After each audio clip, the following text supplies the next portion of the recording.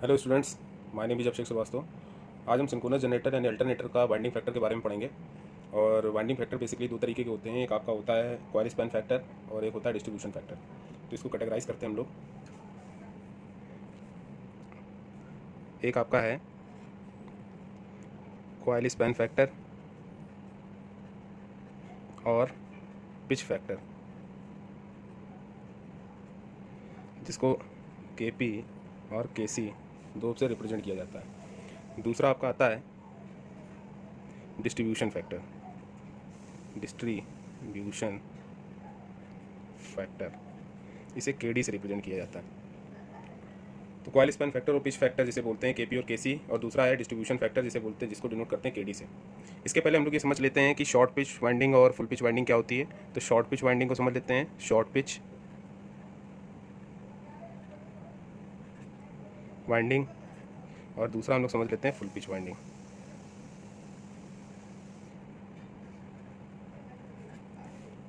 Short pitch winding क्या होती है और फुल पिच वाइंडिंग क्या होती है।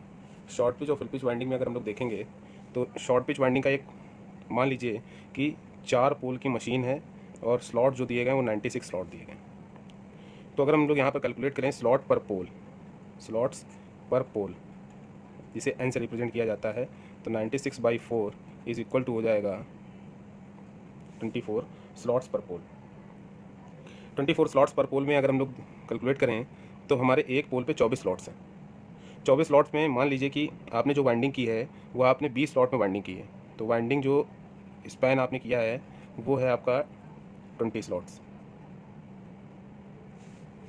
20 स्लॉट्स में आपने वाइंडिंग की है। आपने क्या किया है, 4 स्लॉट्स आपने खाली छोड़ दिए हैं। तो 4 स्लॉट्स को हम लोग करेंगे, 4 स्लॉट्स आपने क्या कर दिए हैं, ब्लैंक है, यानी 4 स्लॉट की आपने शॉर्ट पिचिंग कर दी है। तो यहाँ पर शॉर्ट पिचिंग कितनी हो गई,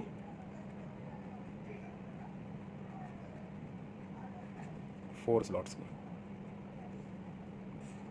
इस तरीके की वाइंडिंग को शॉर्ट पिच वाइंडिंग बोलते हैं। अगर हम दूसरा केस लें, दूसरे केस में फुल पिच वाइंडिंग है और दूसरे केस में अगर हम लोग समझें तो आपने पूरे 24 स्लॉट्स में वाइंडिंग की है।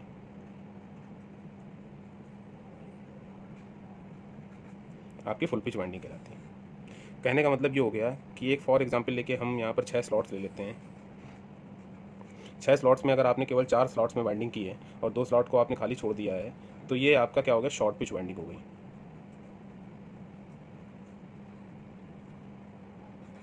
और अगर आपने पूरे 6 स्लॉट्स में वाइंडिंग की है तो ये फुल पिच वाइंडिंग हो गई। ये पूरी कैसी वाइंडिंग हो गई, फुल पिच वाइंडिंग।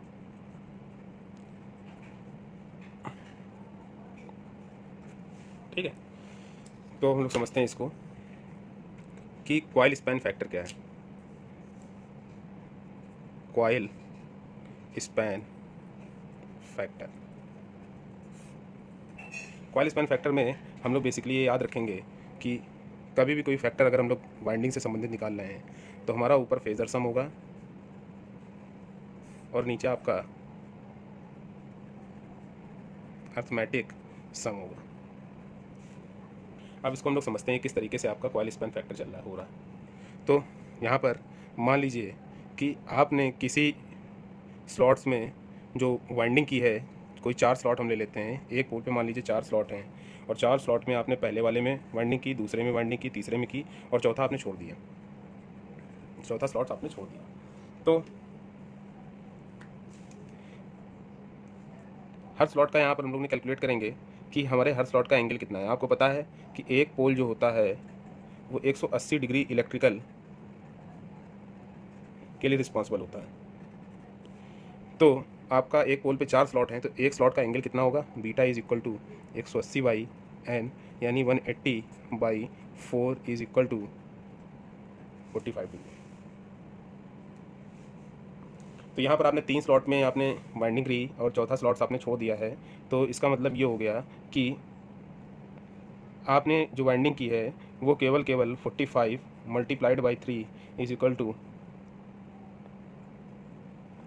135 डिग्री की ही वाइंडिंग की है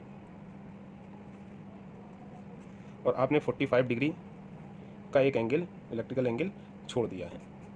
इस एंगल को क्या बोलेंगे, इसको बोलेंगे अल्फ़ा। ये क्या है, शॉर्ट पिच एंगल बोलेंगे इसको। अगर नॉर्मल कैलकुलेशंस में अगर हम लोग करके देखें तो पहले वाले स्लॉट्स में आपका ES EMF जनरेट हो रहा है, दूसरे वाले स्लॉट में अगर हम लोग सबके एंगल को बीटा मान के चलें तो पहले वाले स्लॉट्स में आपका क्या है,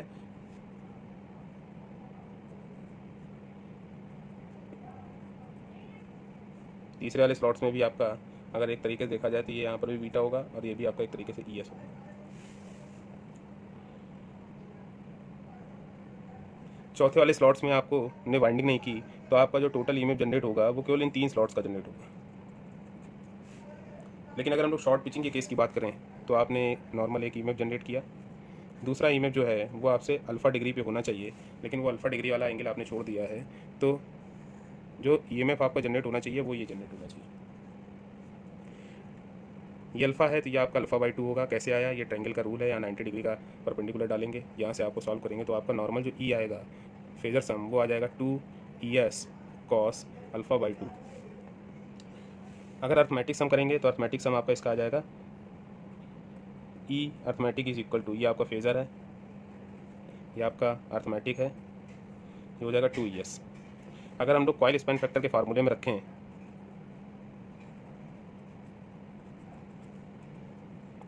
KC is equal to 2ES cos alpha upon 2ES, ES cancel, KC is equal to cos अल्फ़ा/2।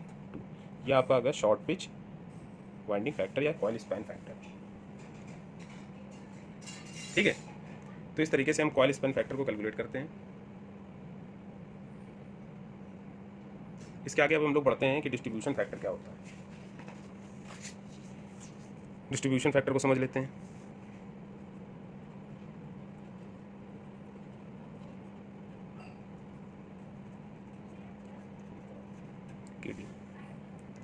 Distribution factor में भी हम लोग फेजर सम अपॉन अर्थमेटिक सम करेंगे। हम लोग ने एज इट इज़ ये जो डायग्राम बनाया हुआ है इसको हम लोग फिर से बनाते हैं।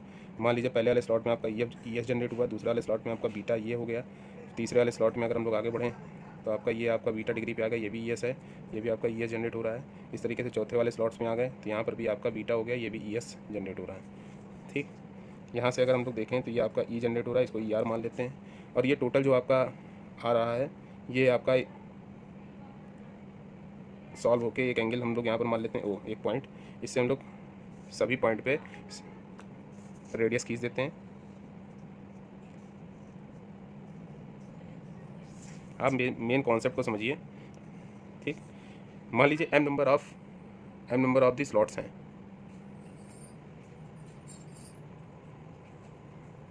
हो गया m, टोटल एंगल बीटा है तो ये टोटल एंगल हो गया m बीटा।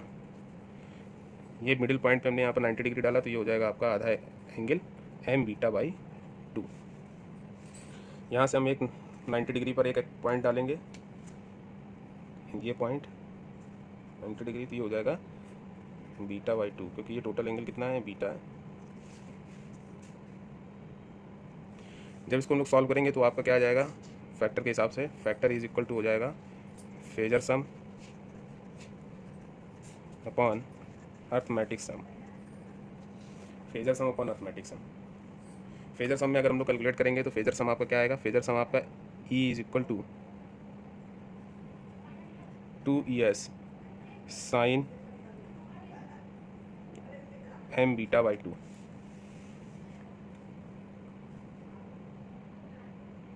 ये आपका आ गया phasor sum.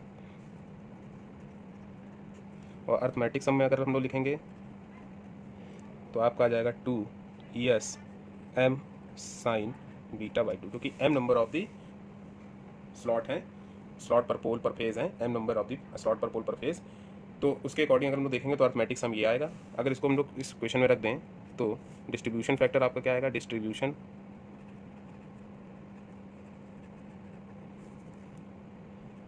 KD is equal to 2ES cancel हो जाएगा, आपका फार्मूला बन के आ जाएगा sine m beta upon m sine बीटा/2।